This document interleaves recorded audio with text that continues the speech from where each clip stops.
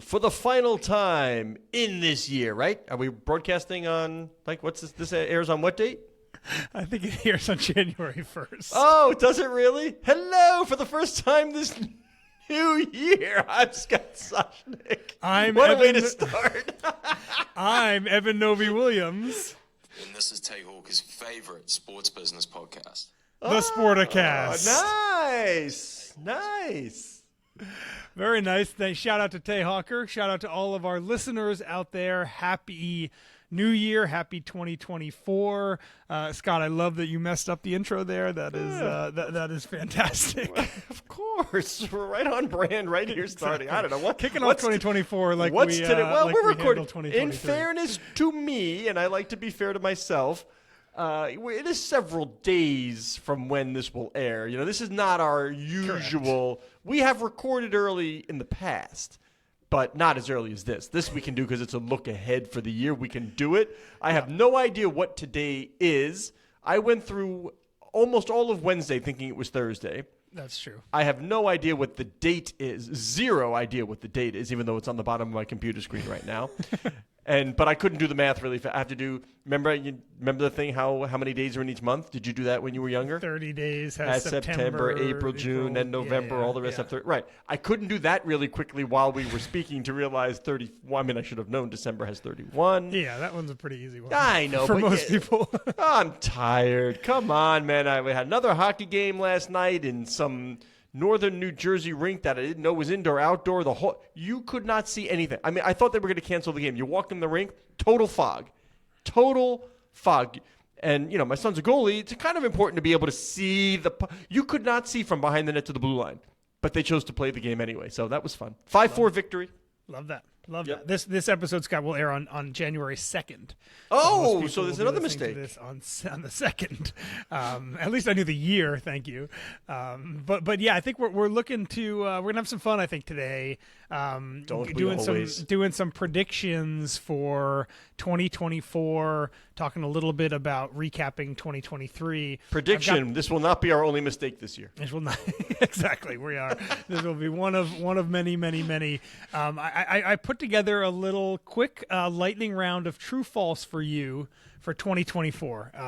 A lot of topics here that you know a lot about, maybe some topics here that you don't know that much about, but I want to get your opinions on each one. So let's rattle through all of them real quick, and then we don't want to start with your opus editorial. Like we're going to go right to 2024. I thought we were up to you. You want to start with? It got so much reaction. I mean, I would love to discuss your opus editorial. Let's do it then. We'll table the true false for later in the episode. Yeah, well, that's all right. We'll get there. But I mean, you've been talking about it for a while. These are the kind of things we talk about in the office all the time. Yeah. And you're like, you know what? I'm going to put pen to paper or fingertips to keyboard, and out it came, and you had some good reaction on it. So why don't you tell everybody your premise? I'll just tee it up very simply. That if sports were a stock and you were an analyst, you have a sell rating on sports. That's what I'm saying. Yes, I think that's right. I think it's there's probably a number of years until some of what I'm thinking bears out. But I have been feeling for a while, Scott, as you know, that the tenuous relationship between sports valuations and the finances in sports has been stretching longer and longer, and in my opinion, finally broke in 2023. There is a lot of challenges on the media side, which are well documented. We've talked about them on this show. Media being one of, if not the primary source of revenue for almost all of major U.S. sports right now. It's not just local media, it's national media concerns as well. The biggest concern I have is what the transition from linear TV and broadcast networks to streaming services, what that does for the economics of sports teams. But pair that with the way that young fans are consuming sports and how hard it actually is to monetize new consumer habits, sports' role in the kind of cultural ethos right now. There's a lot of things I think that are kind of blinking warning signs. And I do wonder if people like Matt Ishbia, who are paying $4 billion or valuating teams at $4 billion when they buy them, NBA teams, if they are maybe heading towards a market correction. Okay, you're wrong. No problem. That's fine. And I very well might be. We've had the discussion. I will counter with one, scarcity value isn't going in there. Yes, I know we may add a team here and there, and that is a huge deal. The scarcity value. It's two. And this is one that just came up this morning, and it always irritates me, but what the heck, when you hear people or see people waxing poetic about their team. The Cleveland Browns are in the playoffs. My father, my grandfather, and Bill Hancock did it the other day, the magic of college sports. I'm standing by the tree where my grandfather stood. This whole waxing poetic about sport, and this is what we did together. Take sports away. Are you and your father not doing anything together? Is it impossible that you would find some other way to connect as father and child? And that's it. It has to be the Cleveland. This is the one thing you share. It can't be Legos. It can't be pottery. It can't be gardening. It can't be walking. Whatever it may be. This is it. This is why pro sports team owner can get away with $10 for a water. Because there really is this magic of sport, connectivity. It connects people of all differences, and that was the David Stern thing, the uniting, right? It brings the world. I get it. I just think that it's a little bit overdone, but it's not. But it's not going anywhere. I mean, this is how people think. So that is another reason why I think you're wrong. You wait. You're going to jump. No jumping in here. Hold on. And then I'm going to give you on a very basic. Two things, tech enhancements and my focus group of one. Yeah, we're at a point right now where it is a little more difficult. Yeah, it's not the RSN model, and it's not just sort of your sub fee. This many people who never watch ESPN are still paying the $640 a month or whatever it is. I got it. I understand that whole world has changed and is changing. But my little idiot, my focus group of one at 14, and his pals, he had when Connor Bedard scored on the Michigan. He had his phone alert in 2 seconds. He's picking his favorite stuff. He's not watching the Blackhawks game, but he is certainly interested in the teams, the players, the leagues, the everything. We will figure out, or when I say we who are on this side of the fence, we will figure out how to steal money from those people. And I use steal colloquially, not really. We will figure out a way to take money off of my credit card that my son has stored on his phone for emergency purchases and things that's already on the Xbox for in-game, and whether it's hooking a whole generation on gambling, that is coming. They will figure out ways. And lastly, the tech enhancement of the value of each eyeball is going up. We're getting we're getting to a time where you, sitting Jaguars fan in New Jersey, are not watching the same advertisement that a Browns fan sitting in Berea, Ohio, is watching. Everybody's going to get personalized ads based on other data that the credit card companies will share. They haven't as of yet, but that they will share. So if I Google, and I told you this when I was looking for summer sandals for the focus group of one a while back, and I kept getting ads for sandals even after I made the purchase, that's going to change. They're going to know there's going to be a beacon when I walk in to a Nike town. When I look at a particular shoe, I'm going to get bombarded. He's going to get bombarded. The value of the eyeballs is going to go up. So the ability to aggregate those eyeballs will be monetizable in a more efficient way, thereby making this entire ecosystem and these entities worth more. Thank you. Done. Awesome. Yeah, I think you make some great points. I am not, to be very clear, I'm not saying that sports is going away in any capacity. Oh, but you're siding with Mark Cuban. There's a reason why Mark did what he did and getting out on the team. He said, you saw media, it's changing, whatever. This is what's good for the franchise. I agree with you on scarcity values. There are great tax benefits to being a sports team owner that we don't talk about enough. Those things are not going away enough. A lot of what the other stuff that you said, I would lump into media. The way that your son is consuming, whether it's Snapchat or TikTok or YouTube, he's getting his highlights on social media. And again, those are companies that are not going to treat sports the way that Disney has treated sports for the past 2 decades. They're just not going to. But they recognize the value of what's pulling in the eyeball. They're going to need the sport to get my son to watch. And they recognize their own value to the thing, and that is the danger. That's the danger to me, is that there's no business that Amazon goes into that really boosts the economics for the legacy businesses. It's just not how they do business, right?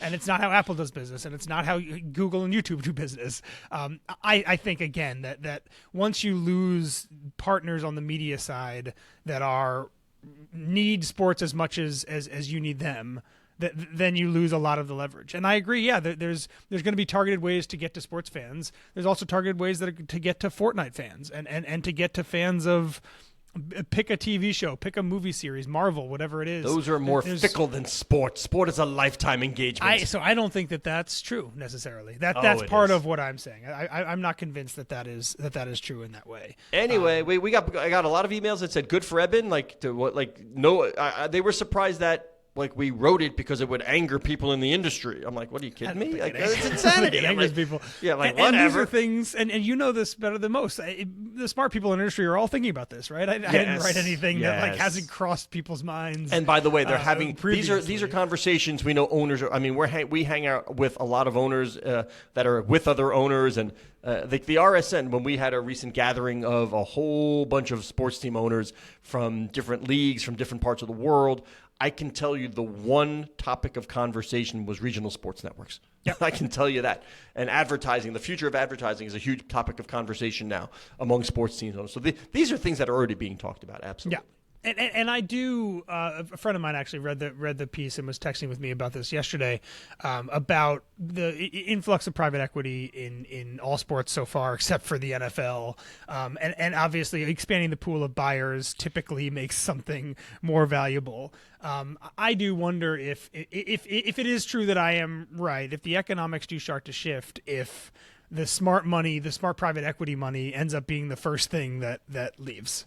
If it becomes harder at these valuations for private equity funds to do deals, if they're walking away from some, we know there are some private equity funds that are trying to raise money right now that's happening a little slower than maybe they expected. I do wonder if one of the first cracks we will see is a slowdown in institutional money coming into sports, something that we have kind of expected was a floodgate that was just starting to open.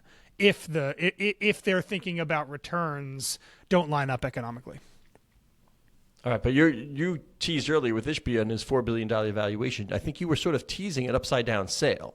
I think he's a buy and hold person. I think a lot of these folks are buy and hold. And over time, if somebody for some reason needs liquidity or something happens where they're forced to sell in a year, might we see an upside-down sale? I just think that sort of frenzy creates that's where the scarcity aspect comes in, and I just don't think you're going to see that upside down number. Yeah, and Ishbia to me is in some ways the antidote to my argument, in that he knows he overpaid. He said it publicly. Happy to do it. Yep. He doesn't seem to care.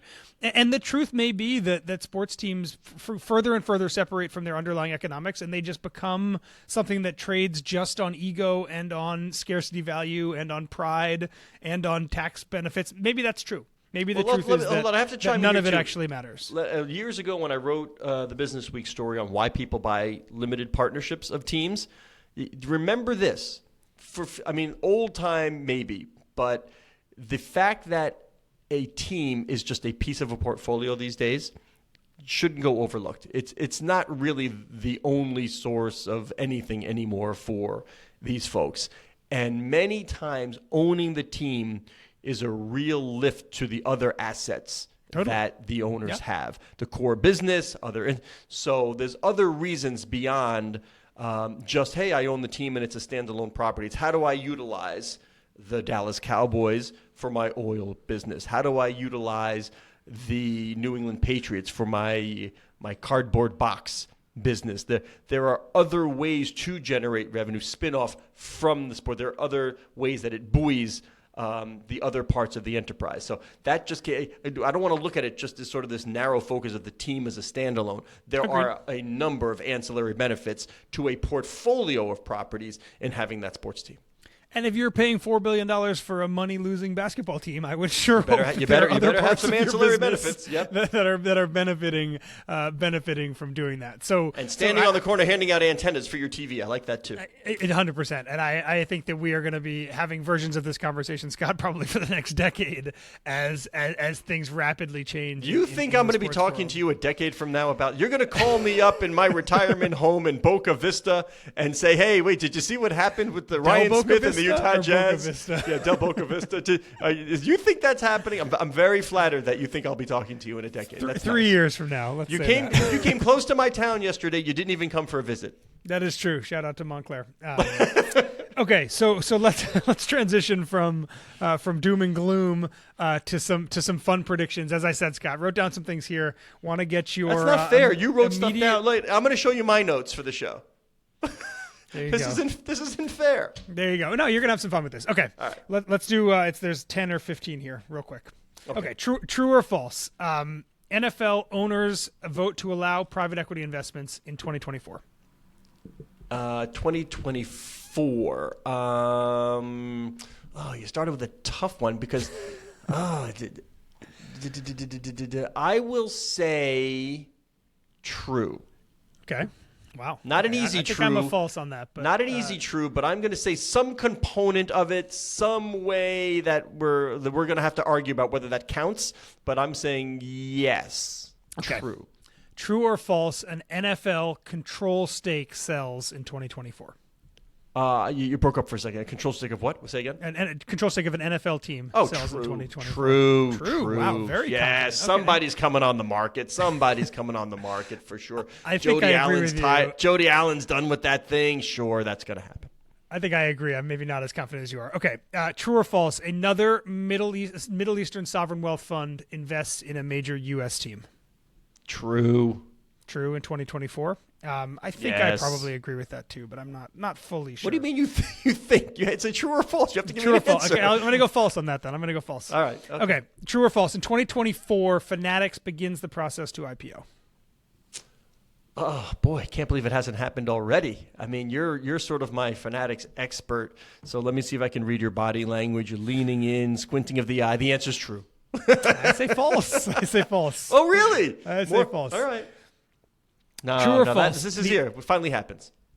True or false? The NBA in its new TV deals gets 2.5x what it's getting right now. True. 2.6 billion True. a year right now. True. Over 2.5x. True.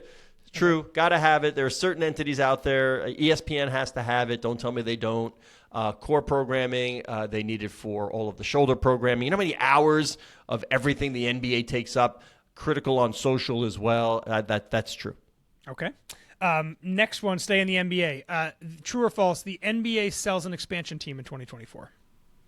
The NBA sells an expansion team in 2024.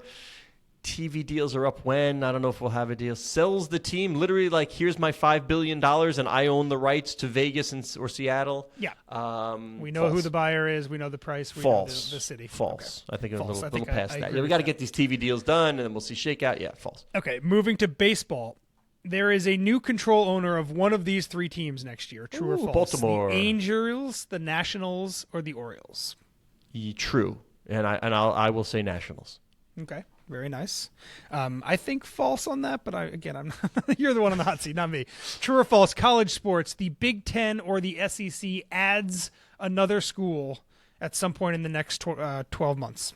The Big Ten or the SEC adds another school. Again, like this is you're going on your focus thing here. This is stuff you focus on. Simply because I assume everybody wants to be there, and like somebody will pay and agree to take far less for a long period of time or longer period of time than they should. And there's so much flux. I will say, how do you say false to that? One of those leagues will take somebody. Yes, one of those leagues will take somebody. I think you and I are both probably in the minority. I agree with you. I think that's a true. Okay, true or false? ESPN launches its direct-to-consumer product in 2024. Long-awaited direct-to-consumer product. ESPN will have at least another meeting on that in 2024. I will say there are more meetings, more analyzing, more studies, more debate. Bob Iger decides that launching the direct-to-consumer, no, that's not going to launch in 2024. Okay. All right. Next one, not a live sporting event, but there will be one of the major leagues will do something at the Las Vegas Sphere in 2024. True or false? Well, that's kind of, isn't that kind of cheapy knowing that the NHL wants to have the draft there? I know that's they want out to. there already, Is right? that going to happen? I don't know. Yeah, Jimmy Deal, he'll cut a deal to his friend Gary Bettman and say, "Bring it. We'll only charge $1 million an hour for the exoskeleton to put hockey players on there." Yeah, that'll happen. Okay, I got two more for you. The question is more than one. More than one should have been the question. Okay. So, okay. Good. And I still say true. More than one, yes. Got it. Got two more for you. Leo Messi scores 15 goals for Inter Miami in the calendar year 2024. Ooh, good question. How many did he score last year? You better be armed with that number. I think something between 10 and 20 in half a season, obviously. Lionel Messi scores 15 goals for Inter Miami. That means 10 to 12 games. Does he play the full year is essentially right, that's the question. Yeah. Does he play the full year? I'm going to say no on that one. No. I like that answer. I'm going to also say false. And then last one's got a fun one. Wait, how many countries are they going? Are they going to Saudi Arabia? Are they going to China? Are they going to Saudi Arabia? Where are they going? To Hong Kong. Yeah, they're going everywhere. Right? They canceled China. They delayed Saudi Arabia. They're doing Hong Kong and something else. It's not about soccer anymore. No. Okay, no. Yeah. No, he will not. And I'm not rooting against him. I'm just saying no, he will not. Last one for you, a fun one. The Detroit Pistons win a game in 2024. Yes or no? I shouldn't laugh. They were up big against the Celtics I guess when this airs a while ago.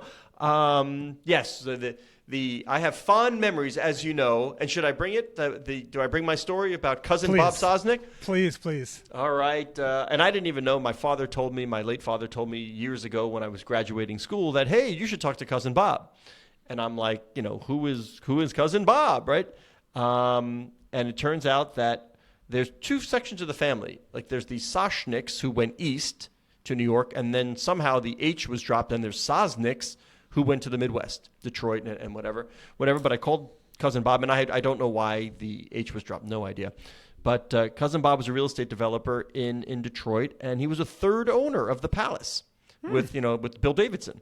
So he offered me a job in the Palace studios, the in-house studios at the Palace. This must be, 1993? I think this was 92 or 93. I said, thank you, but I want to stay in New York. So I have a soft spot for the Palace. I have a soft spot for being at home and watching the night the Pistons got in the brawl with the fans, the malice at the Palace. And how many people can say this? That I was the one, because I was watching the game, picked up the phone right away, called former Deputy Commissioner Russ Granick and said, are you watching the game? And he was not. And I'm like, well, your players are beating up the fans. Your night just got ruined. And he said, what? I said, turn on the game. He's like, and then I heard, oh my God, I'll call you back. Great. So then I picked up the phone and I called Billy Hunter, at the time the executive director of the Players Association. I'm like, Billy, are you watching the game? He's like, no, I'm in New Orleans. I'm walking. I'm like, well, pop your head in a bar. The players are beating up the fans. I'll call you back. So I have a soft spot for I was there. Did you ever attend a game at the Palace? No.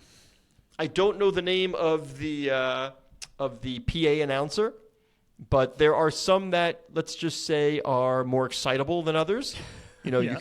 You can go to like the old Staples Center or the Forum, and it was just Kobe Bryant, Shaquille O'Neal, like that, very understated, whatever. But I'll tell you, Matt, I used to have to cover my ears when Chauncey Billups would drop a three.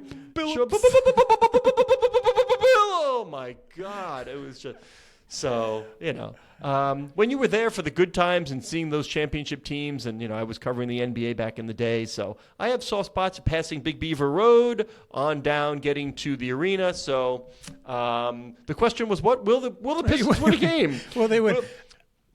I think we all agree the Pistons will win a game, although this is my time for a public service announcement, if I must, and I shout out here to Kurt Bodenhausen as well, or the Sportico editors.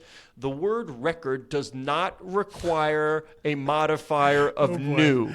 Do not say new record. A record, by virtue of being a record, is new. Do not use new record. And please double check your theirs when writing them down. Thank you. I am hoping that by the time this airs, the Pistons have broken this losing streak. It's been amazing, Scott, to see how it's just taken over the internet, right? There's some things in sports that, and the Pop-Tart also for that bowl game a couple days ago, same thing. There are just things that on social media, on Twitter specifically, sports fans really latch onto. The Pistons are that. It was unavoidable in the midst of their collapse against the Celtics, that game that went to overtime, which the Pistons eventually lost. I think tragedy is one of those things that attracts sports fans, and it's great for the NBA, right? One of the big knocks on the NBA is the regular season before February is meaningless and not that interesting, and this is, albeit at the expense of a team, but this is can't miss sports NBA regular season, and that's great for the league. It's changed my consumption habits. Like, before, I would have gone to ESPN.com, checked the score, whatever. But I think it's kind of fun to, if you know a couple of people who are either beat writers or whatever, you can pick who you follow on X. Yeah. And you sort of watch it as it's unfolding. Like, Pistons were beating the Nets by a good amount. Pistons were like double digit, like 20 points on the Celtics. You're like, oh my God, this could happen. And then you sort of see it go away and how the emotional roller coaster of the night. And then you get to the last 2 minutes, you're like, oh, it's tie game or going to overtime. That's how I watch these days. Like, oh, okay, now if I'm around or if I have it on my phone, now I'll put it on to see what I want to see. I don't have to follow the whole thing. But you mentioned the Pop-Tart. Can I read a graph from you from a story that's out there? For sure. Yeah. In 2022, snacking brought in $7.5 billion of Kellogg's sales. That's 60% of Kellogg's sales come under the term snacking. The company's 5 snack brands, ready, in order of profitability are, and you tell me, let's have some fun because we can, how you would order these in your personal cupboard. Great. Okay, yeah. Okay, but in reality, in order of profitability of Kellogg's snacks, we have 1 Pringles, 2 Cheez-It, 3 Pop-Tart, 4 Eggo, and 5 Rice Krispie Treats. I think in that pantheon of pantry, I would say, for me also, Pringles would be number 1. I mean... Oh, no. Oh, you can... Oh, we're going to fight about this afterwards. What are you putting above it? Get ready. What are you putting I'm above putting it? literally everything in the world ahead of Pringles. Seriously? You're one of the... If I open a thing of Pringles, I got to eat I eat the whole thing. There's no... I can't... There's no way. You're out of your mind. I've got hot Pringle sticks. You're out of your mind. I can give on this show or somewhere else. Wait, you can't. You're not putting a Cheez-It above a Pringle. They're the 2 bottom ones for me, but I am putting the Really? Cheez-It above the Pringle. Yeah. Wow. So what's? I mean, the only problem I have with Rice Krispie Treats for Pringle is that I would not buy pre-made Rice Krispie Treats. I would rather make them. Yeah. I put my marshmallows in there. You know, the whole. Yeah. So I mean, to me, I love a Rice Krispie Treat. I'm just not buying a pre-made in a package Rice Krispie Treat. That's why it drops for me. I think I would rather eat a raw potato than a box of Pringles. No, just eat it like an insane. apple. Well, I think you eat your celery slaw every day for lunch. That's so. But Eggo's number 1 for me, Scott. Eggo's number 1. Okay. Eggo's number 1. Although I would have put that number 2 for me, except recently, I've been using the Yuka app that tells you about healthy foods and your bars. It's good. Yeah. And Yuka tells me all the waffles are under the 50% required for me for good. Like none of them are good, which strikes me as very odd. There should be someone out there making a waffle that comes out on the good scale, but they're not. I recommend you don't scan Pringles, Cheez-Its, Pop-Tarts, or Rice Krispie Treats. Pop-Tarts as are well. really... As a kid, I used to love the strawberry Pop-Tart. I absolutely love the strawberry Pop-Tart, but I also came from a family where my father would have cut the Twinkies on the long way and fry it in butter. So... put that on really the good. list. Try I'd put that Try it higher once. than- Try it than once. all of these things. You will not. I mean, you may have to have one a week if you do that. Take a But year anyway, off my I just thought life it was for really every bite. interesting. And you said you're looking because Cheez-It was the name of the bowl game before Pop-Tart. Yeah. So you're expecting this soon to go Eggo. You had a really interesting description of what you think will happen on the field. Yeah, there's like the Mayo Duke's Mayo Bowl is another good example of this. Yeah. Somehow the consumable snack product has become the the viral bowl sponsorship thing where you get the coach to sit there while you dump mayo on his head, or you get the coach and the player in this case to rip apart the massive Pop-Tart at the end of the day.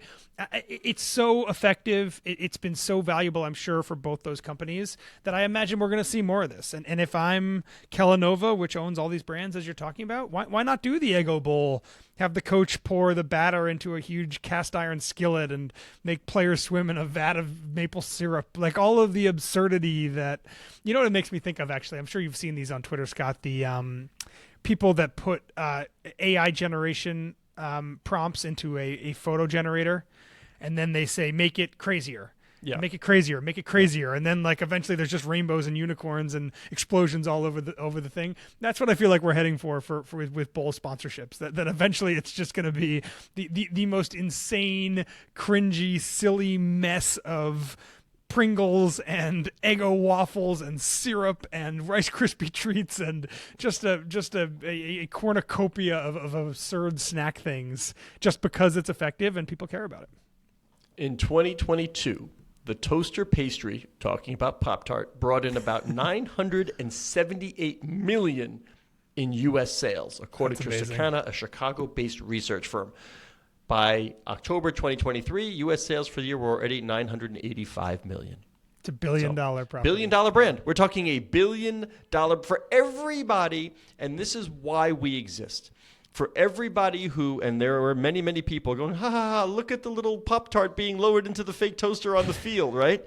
There is a ream of marketing materials and people, and what's the plan? Why are we doing this? Well, how does this help increase sales? I'm very curious, and we're going to follow up to find out if we have topped $1 billion brand, like buoyed by some sort of sales driven by this onslaught of media attention to the Pop-Tart coming from the last football. 2 days of December got them over the edge. Push them over the top. College football fans $1.0001 billion sales. Yes. Looked at that dancing Pop-Tart and thought, I could get me some Pop-Tarts right now. Yes, and just to bring it all around to the college football world, I'm going to spread some mayo on top of it.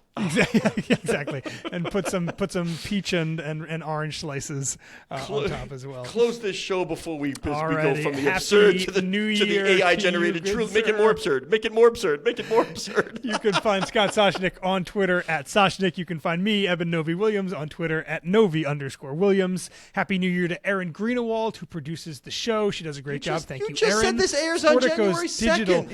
You can't have a Happy New Year on January 2nd.